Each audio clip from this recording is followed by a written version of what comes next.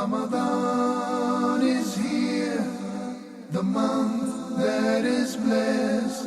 Ramadan is here, the month we love best.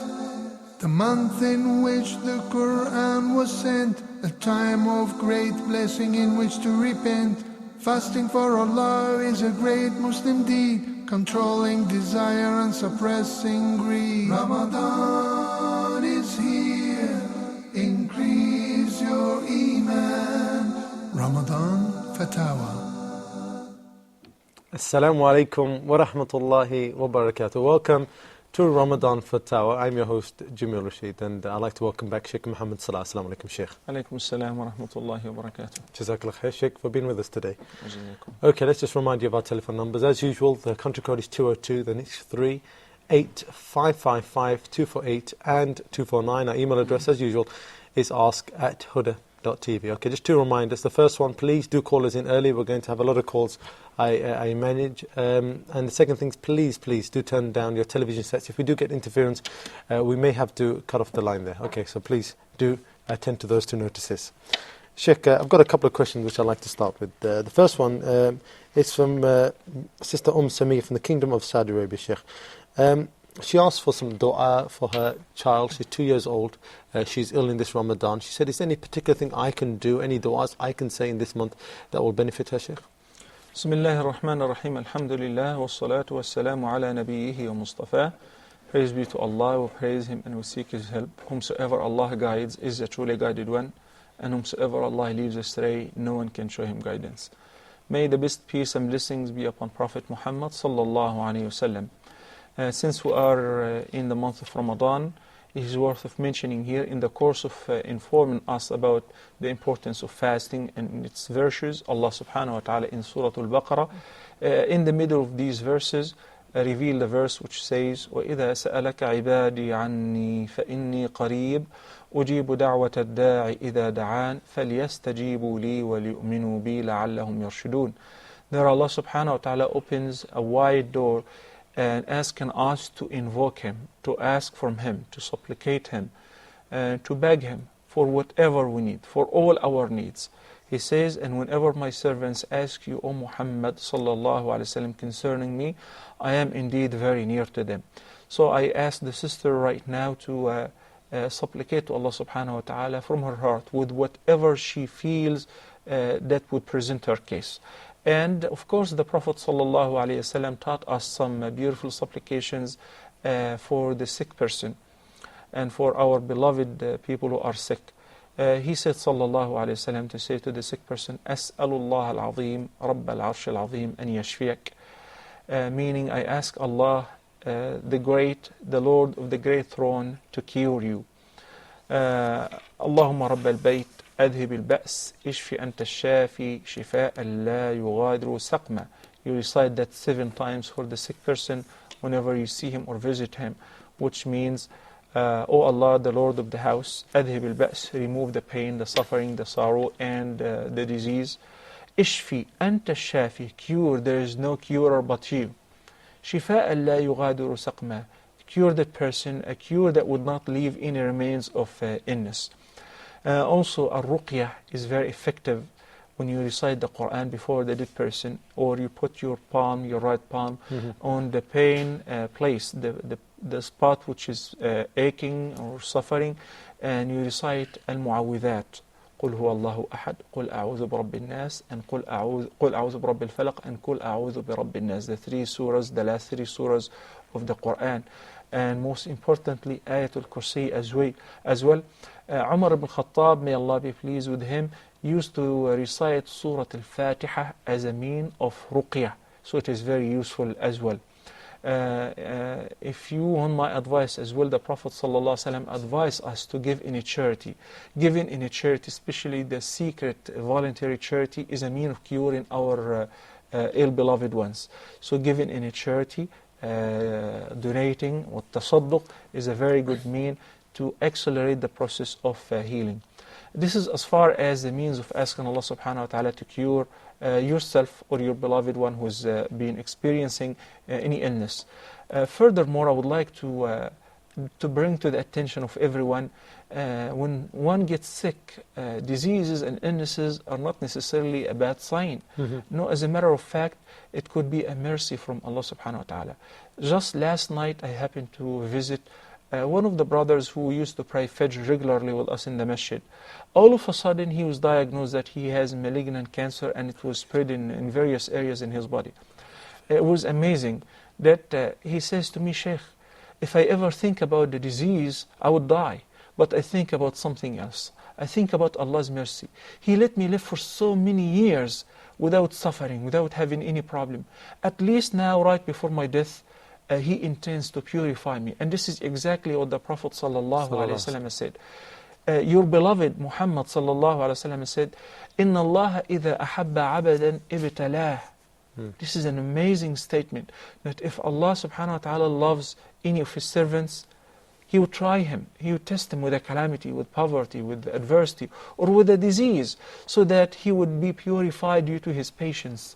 And that's why patience is highly required. And Nabi sallallahu alayhi wa sallam says, عَجَبًا لِأَمْرِ الْمُؤْمِنِ.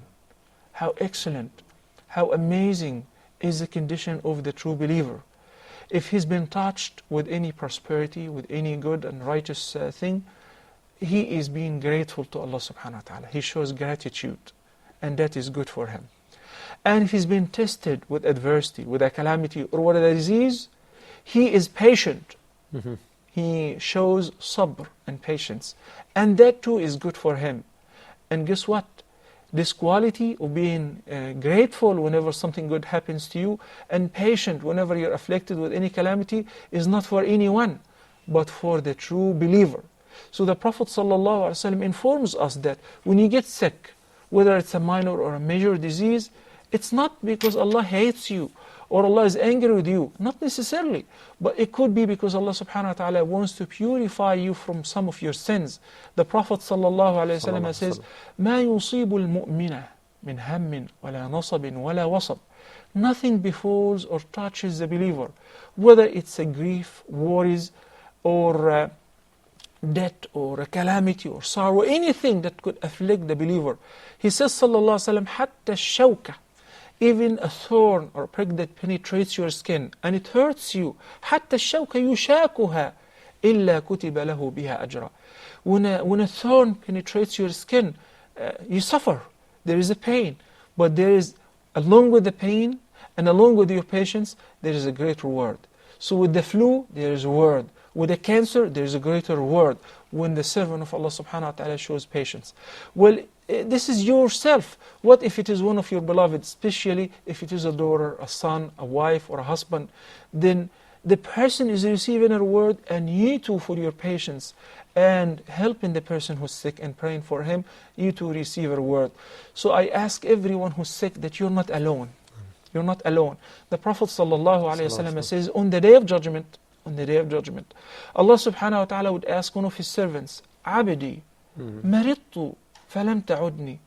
The hadith literally means, and of course this is a metaphor, the hadith literally means Allah the Almighty on the Day of Resurrection would get hold of one of His servants and say, my servant, I was ill and you didn't visit me. So the servant would proclaim and would say while he's amazed, Ya Rabbi, and how could I visit you while you are the Lord of everything that exists? How could you get sick? So Allah subhanahu wa ta'ala would say, Abdi, didn't you know that so and so, my servant, so and so, was sick? Had you visited him, you would have found me with him. When you're sick, you're close to Allah subhanahu wa ta'ala. And when you visit somebody who is sick, you are in the ma'iyyah of Allah subhanahu wa ta'ala, and you find Allah subhanahu wa ta'ala present there. So this is a very special moment. It takes you closer to Allah subhanahu wa ta'ala. Do not misinterpret it. Rather take it with patience and understand that Allah subhanahu wa ta'ala does not do anything without wisdom behind it. So the wisdom behind this could be to bring you closer to Him, to forgive some of your sins, and to purify you from your impurities. Jazakallah khair, Shaykh. Okay, we have Simrath from the Kingdom of Saudi Arabia. You're live on Ramadan Fatawa. Your question, please. Simrath, are you there? Assalamu alaikum. Wa alaikum salam. Alaikum assalam wa rahmatullahi wa barakatuh. And Sister Simran, Okay. like And Assalamu alaikum. Wa I have alaikum been assalam. to Umrah last 2 weeks Uh-huh. and I saw some people hugging the Kaaba and its cloth and making dua. Is this allowed? How old are you, Simraz? Like I'm 10. MashaAllah. On camera. Okay. Okay, Simrat, you have another question? No? Okay, that's Yes, that's enough. okay, Sister Simrath. Okay, we got this one right this time. It's Sister Simrath from the Kingdom of Saudi Arabia. Jazakallah, her sister. Okay, we have Sister Shazi also from the Kingdom of Saudi Arabia. Sister, you're live in Ramadan Fatawa. Your question, please. Sister Shazi, are you there? Okay, I think we've lost Sister Shazi there. Please, Sister, if you do try to call back in, we'll put you through straight away. Okay, Sheikh. Got a question here from Brother Shamail, and it's quite an important question. I think as we come into a certain part of Ramadan where we have to really start thinking about this Zakat al-Fitr. We did speak about it briefly. Now, one of the questions that comes up is, can I take my money, give it to an organization who are going to then give this money to another organization who are going to buy food and distribute it in a different country, not the country I'm living in? Is this allowed, Sheikh? No. Well, we said Zakat al-Fitr was ordained by the Prophet ﷺ as sa' from food. Sa' is a measure that's equivalent to 2.4 or 5 kilogram of food. So the original case of giving Sadaqat al-Fitr or Zakat al-Fitr is to distribute food, whether barley, raisin, dates or rice or the average food which people desire of your locality. And it's also recommended to be distributed in the area where you're living and earning your living, among the poor of this area. But if there is no poor in this area, or there is another devastated locality where Muslims are more in need, then it will be permissible to transfer the zakah. That's applicable to Zakatul Mal and Zakatul Fitr as well. What you do is just fine when you pay the cash to an organization, which in their turn they buy the food and redistribute it. You have fulfilled your role and you did your duty by paying the money, the appropriate amount which they appointed. If they distribute it in the locality because there are poor people, that's fine. But if there's not, and there is if there are people who are more in need where else, even abroad, and they do that, you have finished your duty by paying the value of Sadaqat al-Fitr to this organization, and there is no blame on you. Jazakallah, Sheikh. Okay, Brother Khan from Kuwait. He asked a question about his job. He said, I'm a sports teacher in a college and I teach sports to female students. He says, is this allowed? Am I allowed to teach them sports or coach them? I'm not sure if he is the one who's coaching females. Maybe he was talking about his colleague. Okay. But briefly, without any compliment, Brother Khan, whether it's you or anybody else, a male who's coaching females, your best bet is to quit the job immediately. I do not necessarily mean you quit coaching, but you coach boys, but not girls. Under any circumstances, you cannot tell me that a girl would be wearing a proper hijab even and playing sports, bending over and jumping back and forth, and you are the one who's coaching this bunch of females and watching them. It's a very tough job, and Nabi sallallahu alayhi wasallam says, دَعْ مَا يَرِيبُكَ إِلَى مَا لَا يَرِيبُكَ. It's not only full of doubts and puts you in burden, it's really haram because you have to lower your gaze. One is commanded to lower his gaze from a woman who's not permissible for him. And many people think, well, they're wearing a full training suit and maybe they're wearing scarves too. Yeah, the hijab is not just covering the body, it's covering while wearing loose clothes. But wearing the tight clothes which reveal the details could be more tempting than just showing some parts of the body. So your best bet is to find a job where you can only teach or coach boys. As far as the girls, they have to find a female to coach them, and indoor where they could not be seen by their friends or colleagues at school.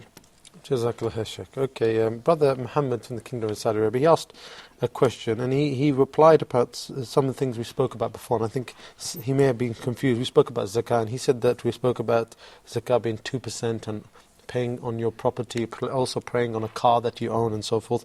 Can you just clarify, Sheikh, firstly, how much is the nisab and how much percentage of your wealth, if you reach that nisab, do you have to pay, and on what property and what items you have to pay on? I remember commenting on this question by saying that, are you sure you've heard that here? Because number one, zakah on wealth, the rate of the zakah is 2.5%, not 2%. Second, no one says that the zakah is due on everything that you own. No. We always emphasize that zakatul mal or zakah on one's wealth is due on the saving and the investment. The saving and in the investment. But if you have your own positions where you have 1 or 2 houses, you're living in them. You have a condo where you even visit twice a year or thrice a year, but this is not for sale, it's not for trade, it's not a saving business. This is something where you use it. You have 3 cars, 4 cars for personal use and your family use. They are not zakatable, they are exempted from the zakah.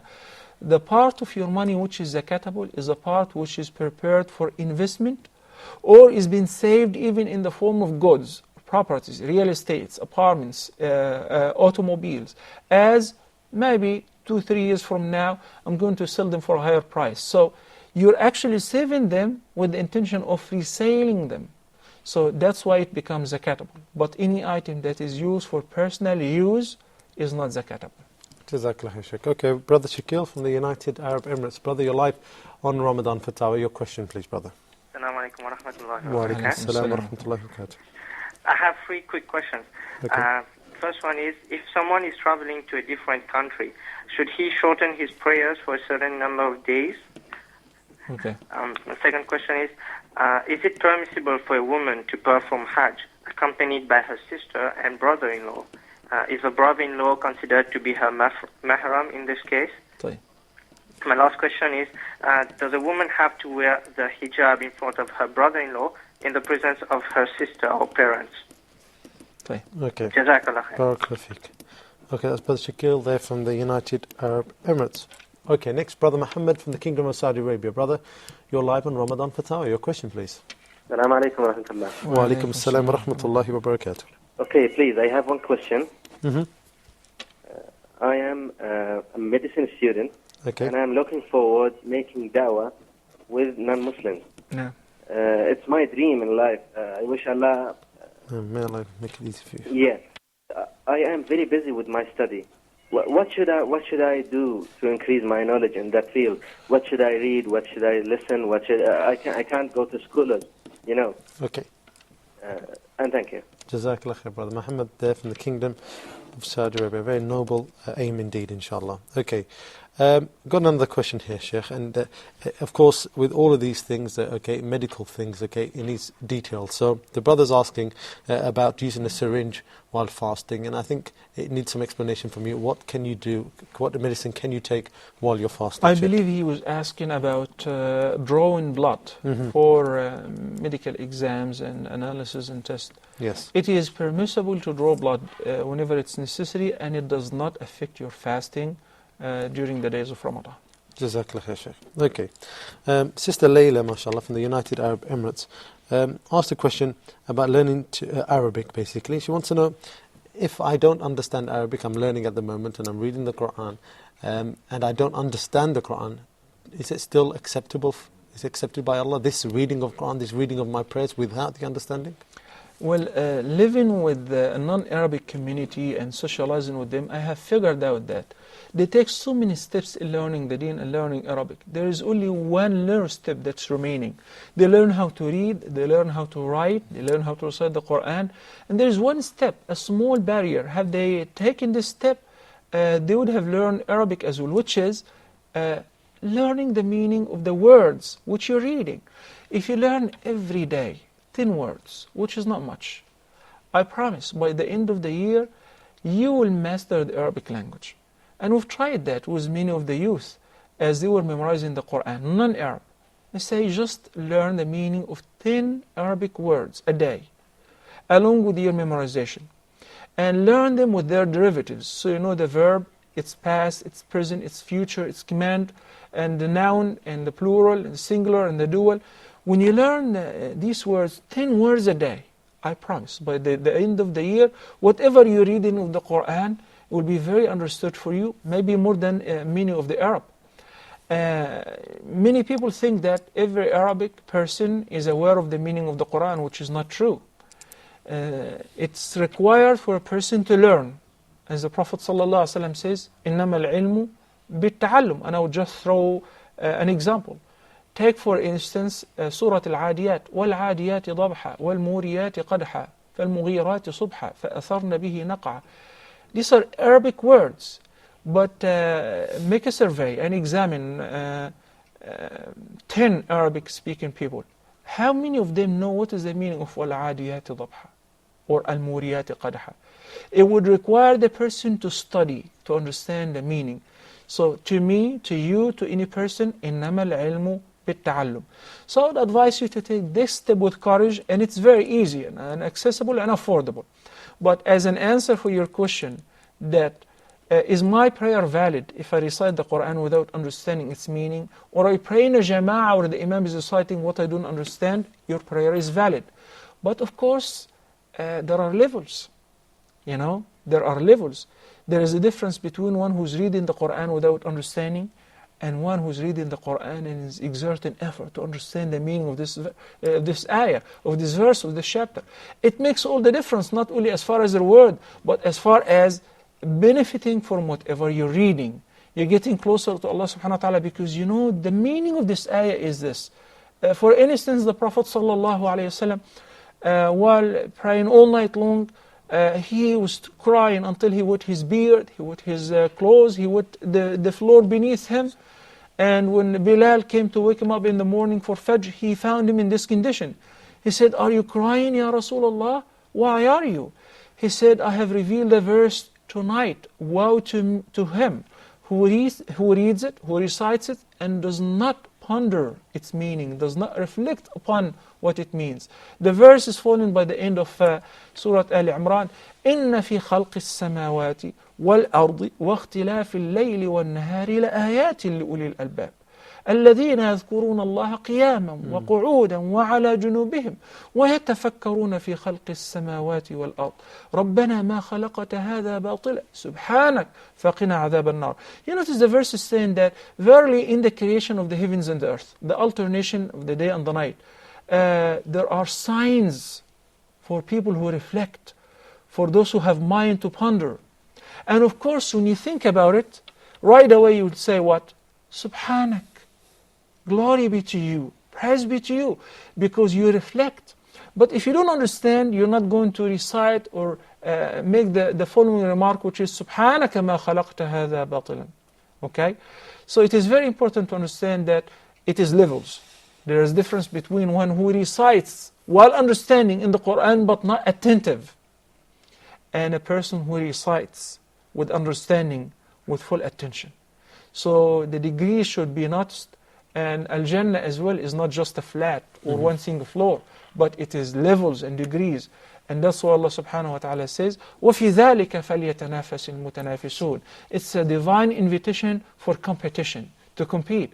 Because not everyone would enter paradise will be at the same level.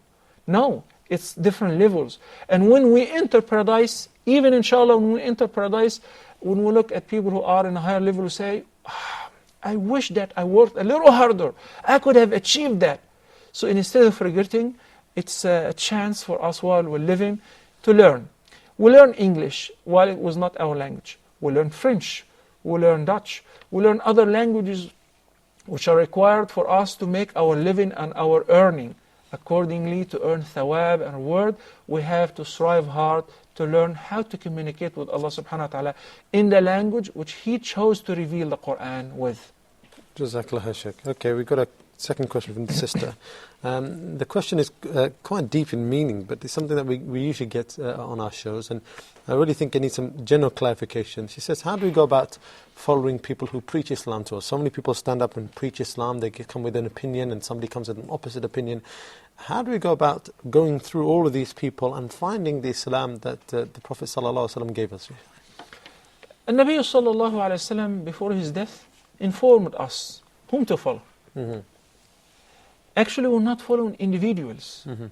Even if you're obsessed about the love of Ask Huda, Ramadan Fatawa, or the Shaykh who's presenting the answer, you're not actually loving because of his personality, rather because of what he's delivering. If it is complying with what's in the Quran and the Sunnah or not. And this is exactly what the Prophet ﷺ said. He said, when you find people deviating and dividing and being into different sects, then adhere strictly to Al-Quran wa Sunnah, the Book of Allah and the traditions of Prophet Muhammad ﷺ. If you adhere to them, you will never go astray. Everything has been answered in the Quran and in the Sunnah of Prophet Muhammad ﷺ. That's why I don't really feel emotional when somebody gives a speech and he cries. I feel emotional when he gives a speech and he supports his claim with قال Allah or قال Rasulullah. Allah said or Prophet Muhammad ﷺ said. And it's not enough to say that there is a hadith which says do this and this and that. Imagine that we grew up, people were teaching us that you can never speak while eating. It's against our Islamic etiquette. Why? Because there is a hadith which says that if you're eating, you should not be speaking. It is totally false. It is actually totally the opposite. Prophet Muhammad ﷺ encouraged us to speak while eating and said this is barakah. You should do that in any subject, even in the prices of your goods or whatever. But you have to speak while eating. Imagine that our foreparents and some teachers have adopted a statement. They thought it's a hadith, but it's a fake, fabricated statement attributed to the Prophet ﷺ. I brought this example to warn everybody. It's not sufficient to say, oh, there is a hadith which says so and so and so. No, it's not sufficient. I have to know whether this hadith is authentic or not. Is it any difficult for any person, not just scholars, any ordinary person to figure out whether the hadith is sound or not? No, it has become very easy, reachable, accessible, at your fingertip. You can find out if you're online, if you have certain softwares, you study the hadith and know whether, search for the hadith, whether it's sound or not. So when I have a sheikh who's preaching and he's supporting his speech and his invitation with Al-Quran or the Sunnah, this is the sheikh whom I should listen to. But whenever somebody who is teaching me cultural things which do not rely on any reference, I've got to be very careful with him. Jazakallah khair, Sheikh. Okay. On the line from Egypt, brother. You're live in Ramadan Fatawa. Your question, please, brother. Assalamu alaikum. How are you, Sheikh? Wa Alaikum assalam wa rahmatullahi wa barakatuh. How are you, Adam? Alhamdulillah. I'm living in Egypt and I want to know if the rule of boycotting, can I go and eat in chicken turkey, the KFC, Okay. or other places? Okay. How's school going with you? Huh? How's the school going with you? Very good. Great, alhamdulillah. Jazakallah khair, brother Adam there from Egypt. Okay, brother Abdullah next from Nigeria. Brother, you're live on Ramadan Fatawa. Your question, please. Okay, I'm sorry, I think we've lost brother Abdullah there. Please, brother, if you do call in, we'll try to get you back straight on, inshallah. Okay, Sheikh, the last question from Sister Layla. She says, in our families, the men go to the mosque in Taraweeh, so spoken about in Ramadan time especially, but many times they go and wear clothing which has motifs on it, sometimes even have pictures of animals, maybe it just has other things, other figures on there. And she said, are they allowed to go to the mosque wearing these kind of outfits, these kind of clothing? It's not permissible for grown-up kids to wear clothes which have pictures on them, even pictures of animals, whether going to the masjid or going to school. Particularly when one is praying, because the Nabi sallallahu alaihi wasallam once was praying at home and there was a curtain that has a drawing of a bird. And Nabi sallallahu alaihi wasallam, once he finished, he was very upset and he said to Aisha to tear it apart, and he ordered her to make it like a liner. He said, it distracted my attention in the salah. Imagine one is wearing a tiger or an alligator and he's praying. A salah requires a state of khushu' and tranquility. And that's why it is best if you have a nice outfit that you wear upon going to the salah, because you are in a meeting with the greatest one ever, with Allah subhanahu wa ta'ala. You're standing before your creator. You're not your headmaster or your boss, your employer. That's Allah subhanahu wa ta'ala. You've got to smell nice, look nice, the spot is nice, and empty your mind from any distraction, whether internally or externally. And definitely this is an external distraction. Jazakallah khair. Okay, we're going to go to a short break, inshallah return in a couple of minutes. Assalamu alaikum wa rahmatullahi wa barakatuh. Ramadan is here, the month that is blessed. Ramadan is here, the month we love best. Virtues of Ramadan. The month of Ramadan is the best month of the entire year according to Islam. It has many virtues that Muslims should benefit from. Do not lose the chance of this blessed month and join Dr. Haytham Al-Haddad in his program Virtues of Ramadan. Ramadan is a very unique opportunity for all of us. It is a very unique occasion for all Muslims all over the world. We are going to discuss certain issues related to Qiyamul Layl and how to observe the night prayer. We are also going to speak about Zakah, inshallah. We are going to speak about Sadaqah. Virtues of Ramadan in Ramadan on Huda TV.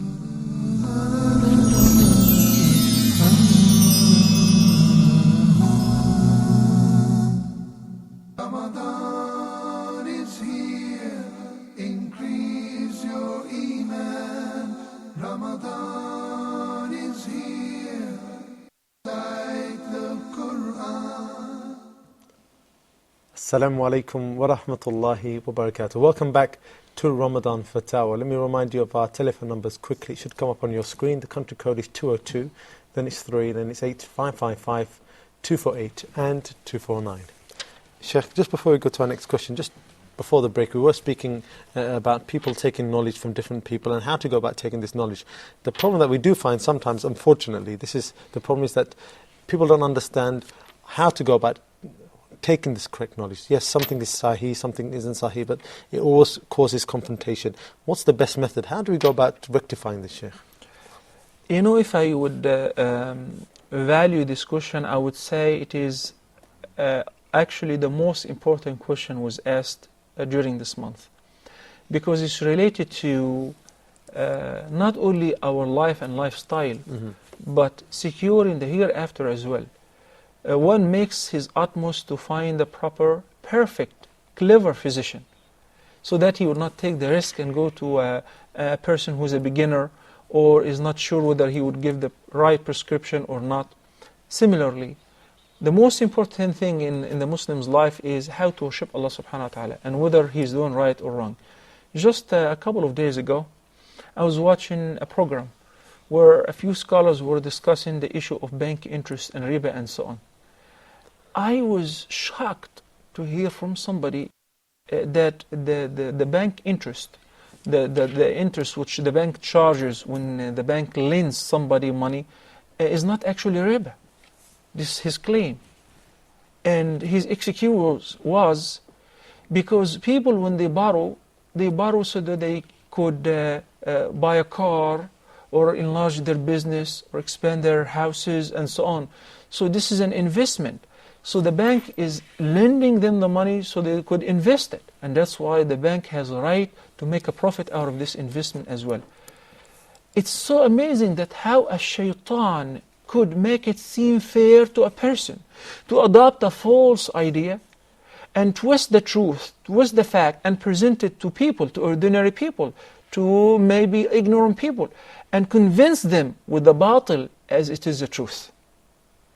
But luckily, there was a nice scholar, a true scholar sitting in the gathering, who objected to that and he said, well, if this is the case, we understand that partnership in Islam requires that you should be a partner in both losses and profits. You know? So when I borrow the money, I invest it. If I make a profit, you get a share of this profit based on the percentage which we pre-agree to it. But what if I lose? You share me the loss. You share the loss with me with the same percentage as well. But this is not the case.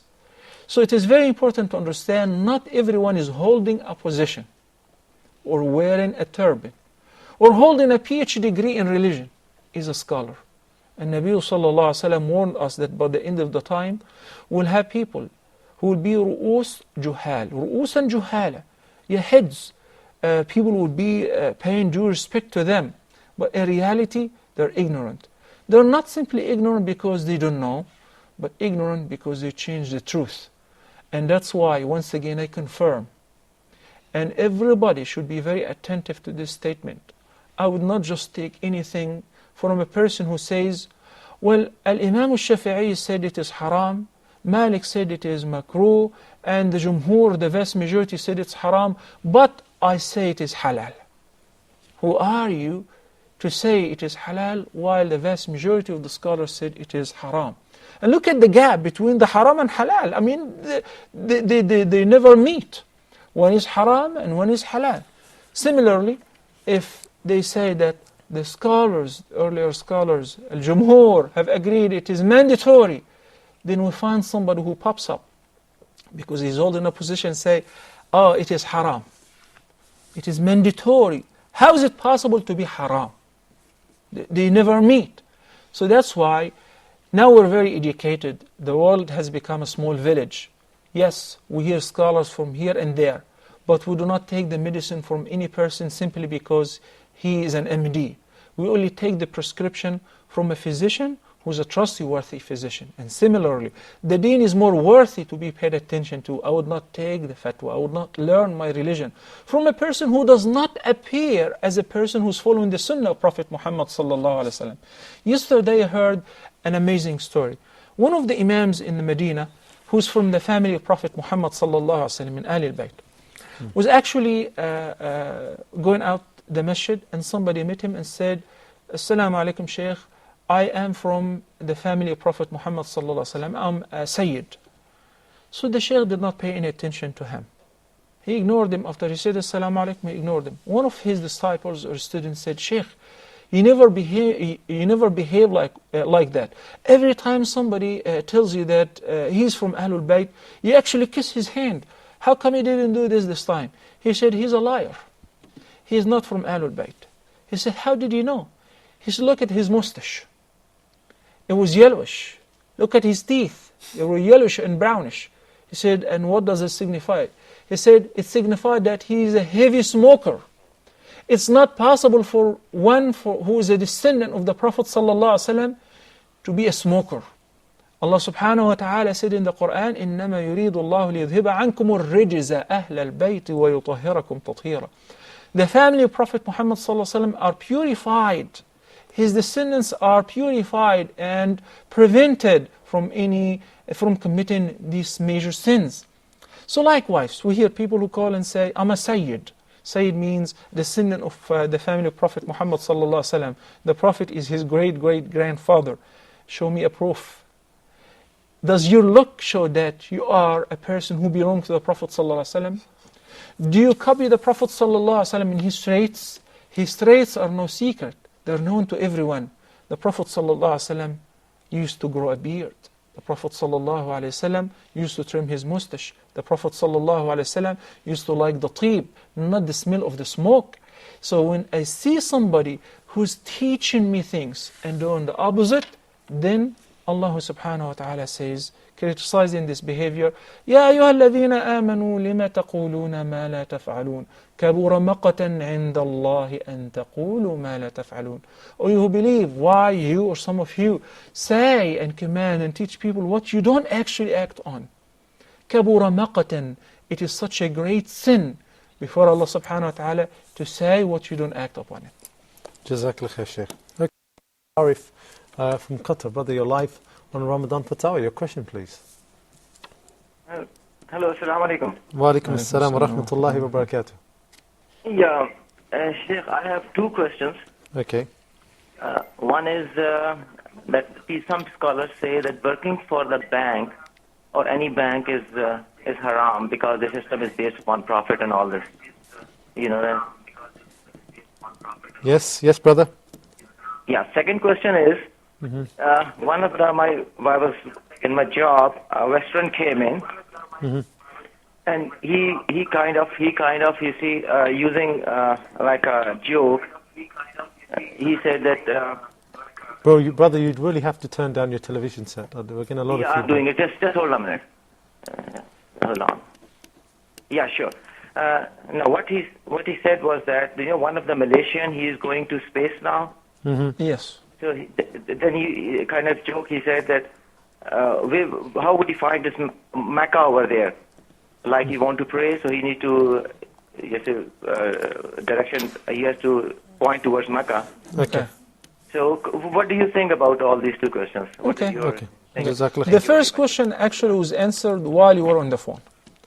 Okay, the first question was answered while we were on the phone. Maybe we'll give a recap to the brother there. Okay, we've got Brother Saeed from the Kingdom of Saudi Arabia. Brother, you're live on Ramadan Fatawa. Please, your question. Hello. Assalamu alaikum. Wa alaikum assalam wa rahmatullahi wa barakatuh. Assalamu alaikum, Sheikh. Wa alaikum assalam wa rahmatullahi wa barakatuh. Sheikh, I want to ask you two questions. I have two questions. First is, I know that like I'm not an expert. I'm a new, still learning many things in Islam. Okay. So my first question is, Quran was revealed in parts. Like whenever there was a vocation, there were some ayats which were revealed. No. So now the Quran is in one composed form. So my question is, when and where was it decided to compose it in the present? Okay. Like first surah is Surah Fatiha, then Surah Baqarah. Like when was this decided, and who decided the format that this surah should come first and this surah should come second, and so on? Okay, got a question. And the second question, Sheikh, is if a person meets his wife after a long time and he is fasting, and some emissions come out without any physical relation, does his fast remains valid or it breaks? And what does this person has to do? Okay. Okay. Thank Jazakallah khair, Brother Saeed there from the Kingdom of Saudi Arabia. Okay, let's see if we can get one more call in. Brother Muhammad from the United Arab Emirates. Brother, you're live on Ramadan Fatawa. Your question, please. Hello, assalamu alaikum. Wa alaikum salam. So I have a simple question. I want to ask simply, when we do the ghusl, complete ghusl after janaba, Okay. and we want to go for prayer to the mosque, whether we have to do wudu again, either the ghusl is enough. Okay. Okay. Okay, thank you. Barakallah feek. Brother Muhammad there from the United Arab Emirates. Okay, I'm going to ask inshallah, to withhold with your calls. We've got so many questions pending and waiting. We want to really get through all of these questions, so please hold your calls. We won't be able to take any more calls at the present moment. Okay, Sheikh, let's just see if we can start with Brother Simrathi's question, or Sister Simrat, sorry. She said she went to Umrah, mashallah. She saw people hugging the Kaaba, some people clinging to the cloth of the Kaaba, to the door of the Kaaba. Is this from the Sunnah, ya Sheikh?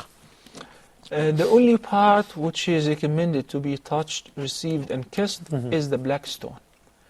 Besides that, no part of the Kaaba is sacred or useful or beneficial, or you can receive the barakah from touch. And unfortunately, we always see the people who are in charge indicate and recommend to people, don't touch the Kaaba, just ask Allah subhanahu wa ta'ala.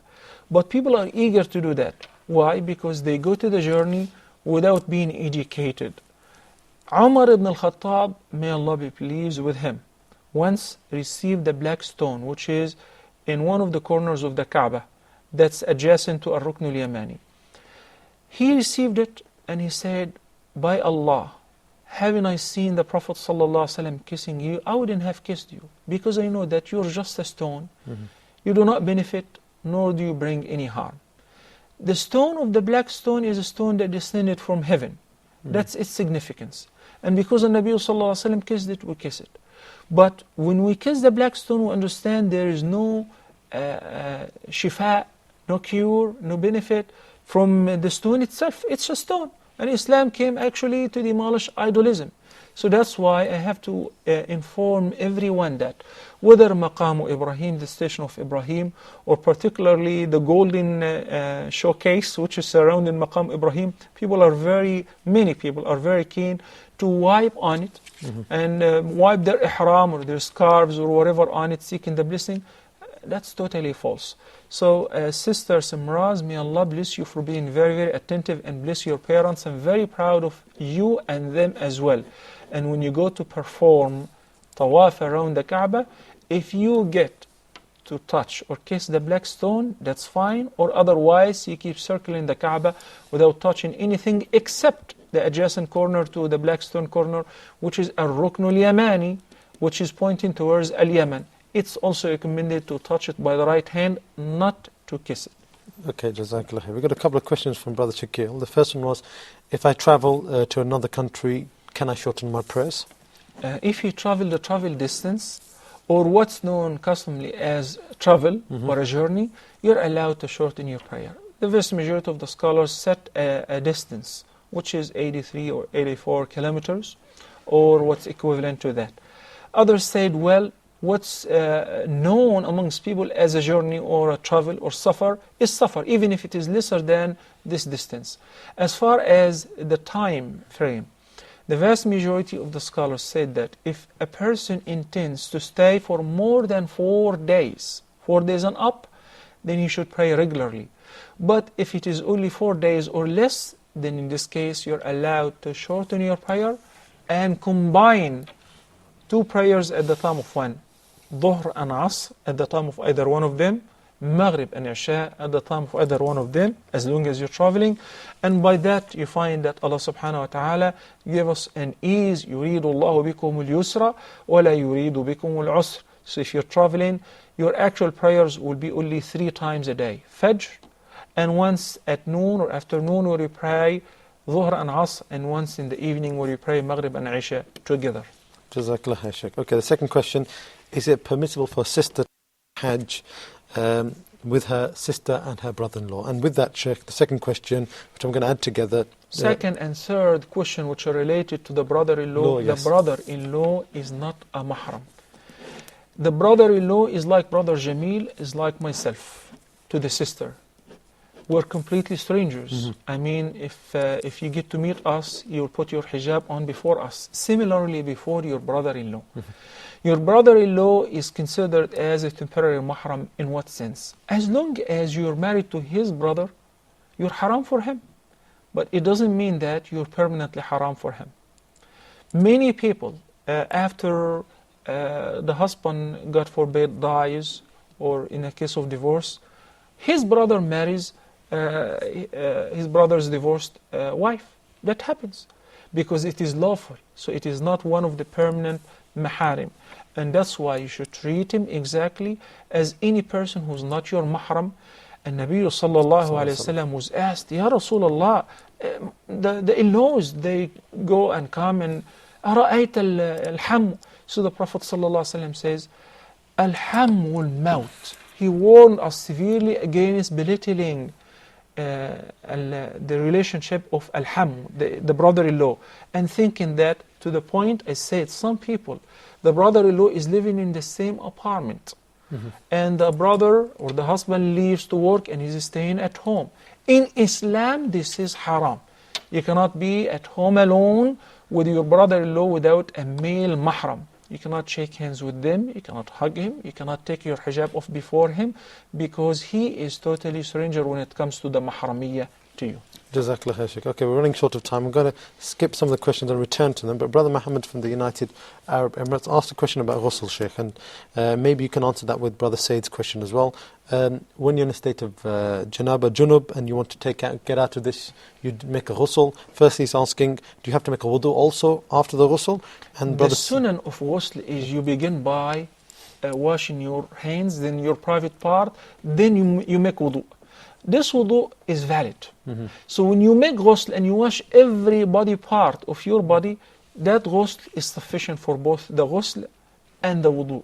But one is not comfortable and would like to make wudu afterward, make it. But it's not mandatory, nor is it recommended. Al-ghusl is sufficient for both your ghusl and wudu. Okay, Brother Said's question, Sheikh, was about when he's fasting, when he's with his wife, say he embraces his wife and excretes some semen, he's saying, is my fast broken? Especially if this is unintentional. Actually, that needs some detailed explanation, because if that was due to a contact, even without an intercourse, that would void the fasting. But if it was simply due to thinking all of a sudden or whatever, without embracing his wife, we'll say it does not affect the fasting. But he took the initiative and he did already what requires a ghusl and make up the day of fasting. Jazakallah khair, Shaykh. Okay, we have to leave some of these questions for the next episode. We run out of time. Jazakallah, Shaykh, for all your answers today. Well, as usual, it's been a busy episode. Please do try to call us right at the beginning. I'll give you our number again. The country code is 202, then it's 38555 248 and 249. Until next time, I'll leave you with Assalamu alaikum wa rahmatullahi wa barakatuh. The month we love best. Even if there's hunger, remember your Lord and wait until iftar to earn your reward.